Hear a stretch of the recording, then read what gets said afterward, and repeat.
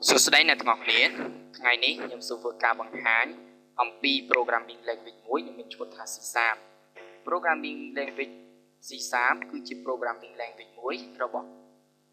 ក្រុមហ៊ុន Microsoft ហើយនៅក្នុងវីដេអូនេះខ្ញុំនឹងធ្វើការបង្ហាញអំពីការចាប់ផ្ដើមជាមួយនឹងភាសា C# តែម្ដងនៅក្នុងវីដេអូនេះមានសារៈសំខាន់ណាស់ចំពោះអ្នកដែលកំពុងតែសិក្សាឬក៏អ្នកដែលមានគោលបំណងនៅក្នុងការសិក្សា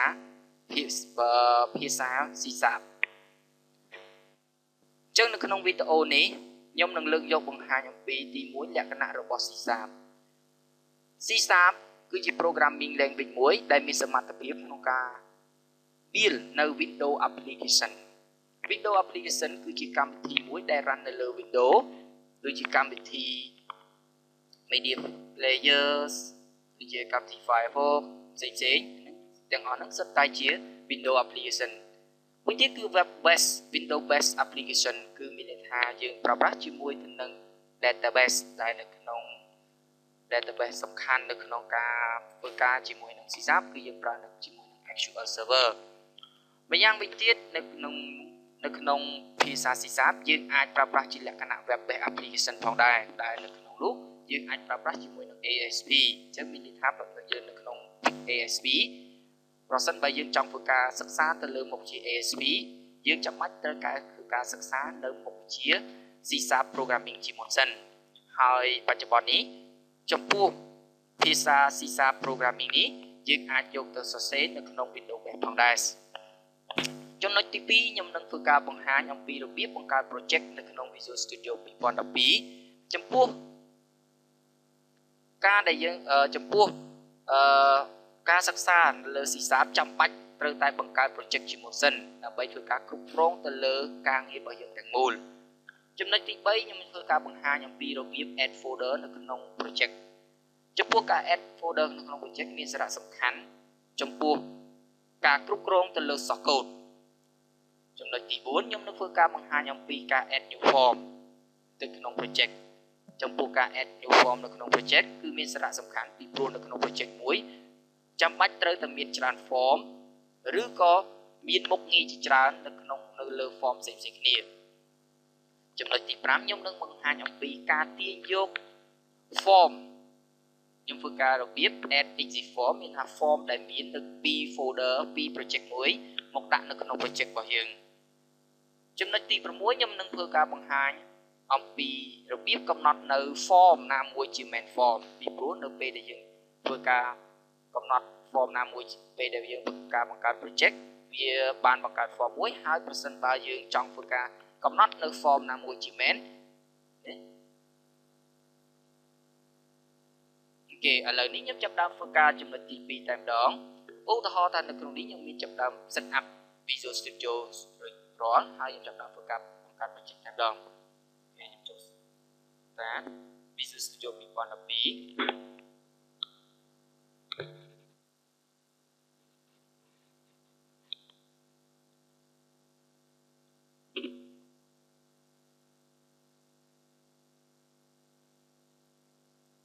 សូមរងចាំ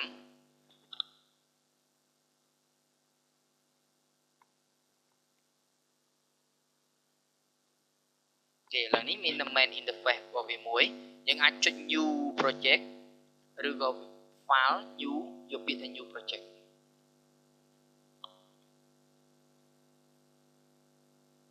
បន្តមកទៀតយើងមើលនៅក្នុងនេះនៅក្នុង Visual Studio នេះយើងអាចសរសេរភាសា VB C#, C++, ISAP, SQL Server និងផ្នែកផ្សេងៗទៀតហ្នឹងប៉ុន្តែនៅក្នុងនេះខ្ញុំធ្វើការបង្ហាញទៅនៅក្នុង C# ហើយស្ថិតនៅក្នុងពួក Windows Base អញ្ចឹងនៅក្នុងនេះគឺខ្ញុំចាប់ដើម select លើ C# ហើយជ្រើសរើសយក Windows ហើយយកពាក្យថា Windows Form Application ហើយនៅត្រង់នេះគឺជាកន្លែងមួយសម្រាប់ធ្វើការដាក់ឈ្មោះទៅឲ្យ project របស់យើងឧទាហរណ៍ខ្ញុំដាក់ថា lab example ហើយនៅក្នុងនេះខ្ញុំចាប់ដើមធ្វើការ browse ទៅរកទីតាំងនៃការ store ទុកឬក៏ទីតាំងនៃការរក្សាទុកខ្ញុំអាចដាក់នៅក្នុង drive B ឬក៏ដាក់នៅក្នុងលើ desktop ហើយខ្ញុំបង្កើត folder មួយខ្ញុំដាក់ឈ្មោះថា C# ហើយចាប់ដើម folder នៅត្រង់នេះយើងអាច create យកពាក្យថា OK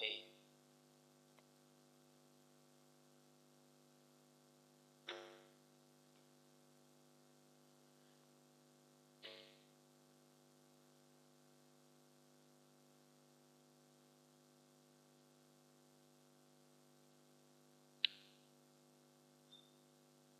គេទៅពេលនេះវាបាន default form មួយគឺ form main ហើយយើងមើលនៅក្នុងនេះយើងចូលទៅក្នុង solution explorers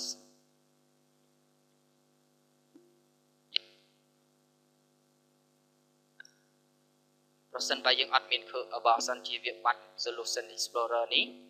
យើងអាចចូលទៅក្នុង view យកពាក្យថា solution explorer តែម្ដងអញ្ចឹងនៅក្នុងនេះគឺជា project របស់យើងមួយដែលមាន form default form របស់វាមួយនិងហើយមាន file មួយគឺ program.c នេះគឺជា file main execute របស់ project របស់យើងទាំងមូលនេះគឺជា reference របស់ project នីមួយៗដែលវាធ្វើការ include ដែលយើងធ្វើការប្រាប់បានជាមួយវាយើងធ្វើការ include នៅ reference ចូលឬក៏គឺថា include លក្ខណៈ DLL ចូលទៅក្នុង project របស់យើងតែម្ដងអូខេអញ្ចឹងចំណុចទី2តកតងទៅនឹងការបង្កើត project នេះនៅក្នុង visual បន្តមកទៀតខ្ញុំចាប់ដាក់ធ្វើការ add folder នៅក្នុងនេះខ្ញុំចាប់ដាក់ធ្វើការ add folder right click យកពាក្យថា add new folder ហើយខ្ញុំដាក់ឈ្មោះវាឧទាហរណ៍ខ្ញុំដាក់ថានៅក្នុងនេះខ្ញុំដាក់ថា account setting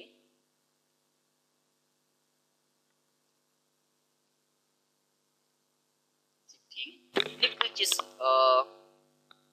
សំណុំនៃការសំណុំឬក៏ជា folder មួយសម្រាប់ធ្វើការគ្រប់គ្រងនៅលើ project របស់យើងតែម្ដងអញ្ចឹងរាល់នៅក្នុង folder នេះនៅពេលដែលយើងបង្កើតនេះយើងចាប់តាម right click យកពាក្យថាopen folder and file នៅពេលហ្នឹងវានឹងបង្កើត file ឬក៏បង្កើត folder មួយនៅក្នុង project របស់យើងតែម្ដង setting account ត្រឡប់មកវិញចំណុចទី3ខ្ញុំចាប់តាមធ្វើការចំណុចទី4ខ្ញុំចាប់តាមធ្វើការ add new form អញ្ចឹងចាប់តាម add new form នៅក្នុងនេះយើងមាន form តែមួយទេគឺជា form main ដល់បន្តមកទៀតនៅក្នុង setting នេះខ្ញុំចាប់តាមធ្វើការ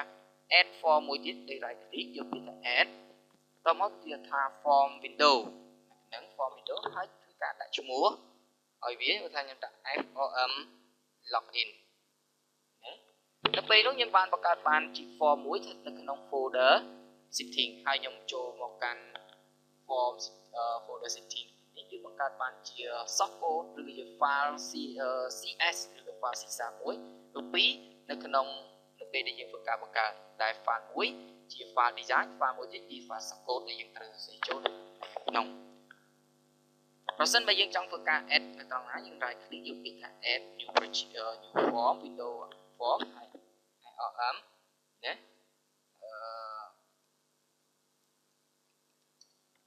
អូខេឥឡូវនេះខ្ញុំមាន form 1 form 2 form 3ចំណុចទី5យើងធ្វើការ add នៅ form easy form នៅក្នុង project អញ្ចឹងជាធម្មតាអ្វីដែលយើងធ្វើការបង្កើតមកនេះគឺជាការបង្កើតជាណាក់ new form program មួយដែលខ្ញុំបានប្រើប្រាស់ពីមុនមកហើយខ្ញុំចង់ធ្វើការ add form ណាមួយស្ថិតនៅក្នុង project មួយនេះនៅក្នុងនេះគឺជា form ច្រើនខ្ញុំចាប់ដល់ធ្វើការ add project មួយចេញពី form នេះនៅក្នុងហើយខ្ញុំ right click click this item អូខេឥឡូវខ្ញុំយក current login ខ្ញុំចូលទៅក្នុងនេះហើយ pass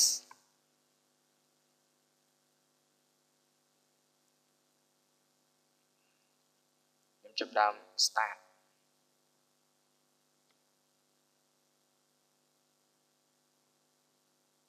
អូខេឥឡូវនេះវាដំណើរការធម្មតា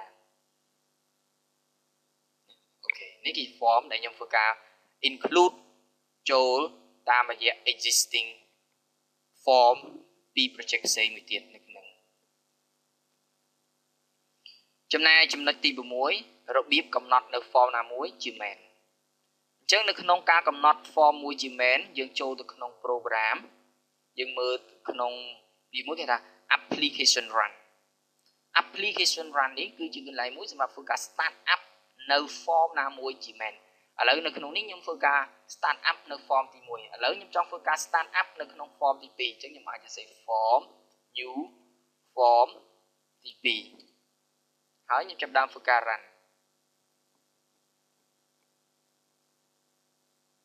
form ទី2 ឧទាហរណ៍លើនេះខ្ញុំចង់ធ្វើការ start up នៅ current login អញ្ចឹងខ្ញុំអាចសរសេរ new current login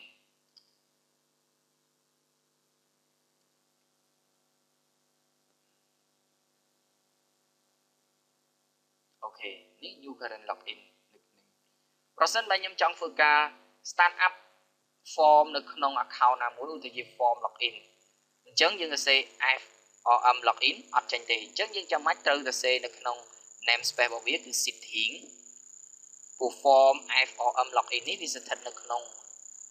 folder setting ឬក៏នៅក្នុង namespace មួយគឺថា setting អញ្ចឹងយើងមើលនៅក្នុងនេះ namespace ទាំងណានៅពេលដែលយើងធ្វើការបង្កើតមកវានឹងបង្កើត namespace មួយឈ្មោះថា setting អញ្ចឹងមានន័យថាវាស្ថិតនៅក្នុង namespace មួយ setting អញ្ចឹងនៅពេលដែលយើងចង់ធ្វើការចង់ឲ្យពេលដែលហៅដោយមិនចាំបាច់ស្ថិតនៅក្នុងយើងអាចលុបចោលនៅក្នុងនេះបានហ្នឹងប៉ុន្តែយើងត្រូវការកែនៅក្នុងផ្នែកនៅក្នុង design នេះមិនឲ្យមាន setting ដែរហើយយើងចាប់ផ្ដើមចូលទៅក្នុង program ហើយយើងលុប setting នេះចោលនេះបាន